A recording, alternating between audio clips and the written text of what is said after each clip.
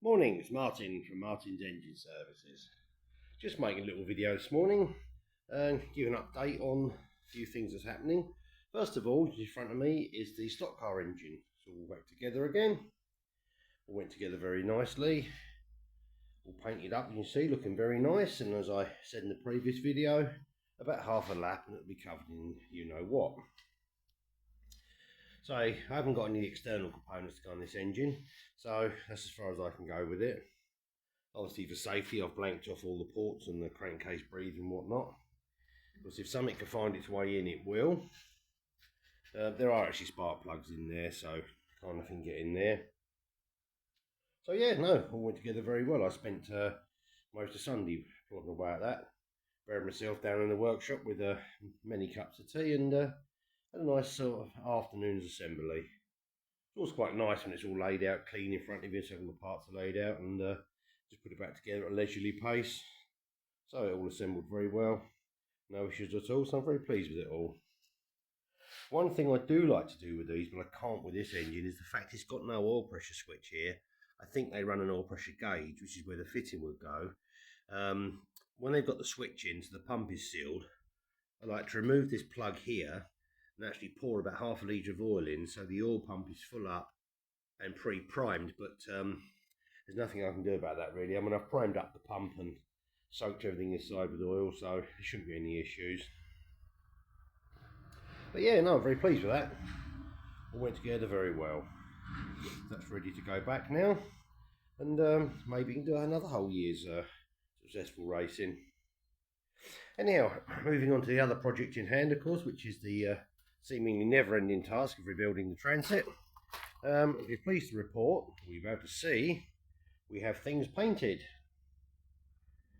Body's all back together, all painted up, a couple of coats. I'm just at the moment working on sorting out the winch. Got it all back in place. I've been changing a few wires around, and obviously because I've moved the winch forward, tucked it tighter in, so I've gained probably about that much to where it was. So I've just got to change a few wires and shorten a couple of cables, but I can tidy all that nicely then, so that's all going to work well. Just had a thorough dosing of paint, particularly in these areas here. Actually laid the paint in, and so it's all come out very, very well. I'm very pleased with that. Side rails have all painted up nicely. Got a bit carried away and put some little tread grips on here where I tend to get up and on the body, and done the same the other side. And I had a bit of checker plate laying around. I thought, well, why not make it a little bit fancy. Got this wheel arch off here at the moment because this piece of grip plate here, when I repaired the back last time, started popping up and down once I welded it back in. So what I've actually done is I've drilled a series of holes along here, clamped a piece of 25mm thick wall box section underneath, and just spot welded through. And that's going to keep it all nice and stable. It wasn't really a problem, but every time you stepped on it, the thing popped up and down by about 25mm, and it was a little disconcerting. It became rather annoying. The other side hasn't actually done it, so but it's an easy enough fix, and I thought while I was at it I'd just carry on and get that done. So everything else is back together, all reflectors are back on, and all the other bits and pieces are done. I'm just in the process of finishing off the painting underneath and bits and pieces. You can see it's all looking very nice. I'm just in the process also of doing the wiring for the lights, just waiting for a few cable fittings to come along, so I can hook all the wires up neatly underneath. Unfortunately, you've obviously got to join the wires with these lights, but I use crimp connectors, and I've actually put silicone. I actually forced silicone down in the connector so the water can't get in. So that should hold up for some time. But yeah, it's looking really, really nice. I gave the rest of the back a quick one coat over just to improve it. I mean, this old plate's years old. It is what it is. It gets driven on, it gets things thrown on it and scrap thrown on it and all sorts of stuff. So it has some sort of a hard life, but it is exactly as they say what it is. It's a working vehicle. I've got to trim the wooden floor down, and it now but up to here. I will have to possibly put an extra support across here, because it has occurred to me that originally the plywood floor came over this plate and supported the front, but this little lip here is probably not going to be enough, and the plywood may tend to want to break. It does flex a little, obviously, between these, but it's quite well supported. But what I think I'll do, I'll just bolt a piece of just a little piece of this angle upside down. I'll just bolt it across there with 2 bolts through the deck here, just 2 little dome-headed bolts. And I may even put one in here as well. Actually, it's again just a little bolt-on part, so it wouldn't be too much of a problem. I'm not too worried about this one because it's been like that ever since I've had the truck. But this one could be the problem. Because obviously if you wheel something for, I pick up stationary engines and things on skates, so I wheel it to the front here, it might be too much asking, so I might just put an additional little support in there.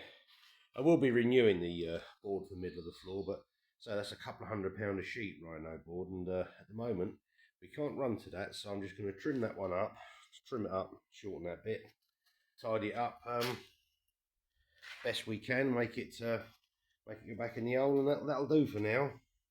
And so that gets quite a hard life if everything rolled over it, so not too much of a problem. These wooden chocks I actually use to put under the edge of the ramps here, just to raise the ramps enough to stop the bumpers of the cars hitting the ramps. I'm just going to strap them down at the back here. They used to live at the front, but no matter where they live, so that's no particular problem. But everything's going back well, so I think another day or so we should be finished. I'm sort of ahead of what I was planning to do. I haven't had much to do this week. It's been a bit quiet in the workshop, so I thought, well, while I've got it in here, I'll carry on and make a few other improvements and paint a few other bits up and do a couple of other bits. I've done a couple of other bits under the front. I've got a bit to repair under the side here. I've done a couple of other bits, so I'm just working way along. So basically, apart from doing the front wings and wheel arches, everything will be done from front of the doors back. So I thought we use the time wisely, as it's another glorious day here in Outwell, West Norfolk. Really beautiful day. A little bit breezier today than it was yesterday, and I think a bit cooler today. But no, it's still glorious. So rather civilised, shall we say. Anyhow, that's what I'm up to. That's where I'm at. I've got a little job coming in soon. A friend of mine's got a 1972 MGB, which we did a head overhaul on the last year, and he's been getting around to doing the valve clearances for a while, so I'm going to do them today. Do a little tune up, but I guess being an old B series, she'll still tap, but it'll be a properly adjusted tapping, so we shall see. But been an old friend of mine for many years, and he's a proper character, and we'll have far too many cups of tea and mull the day over and probably get very little done, but sometimes that's part of the fun of it. Anyhow, that's what's happening today, and I think I'll sign off now and get ready to tackle the MGB. So please like and subscribe, it's very much appreciated, and thanks very much indeed for watching. Bye for now.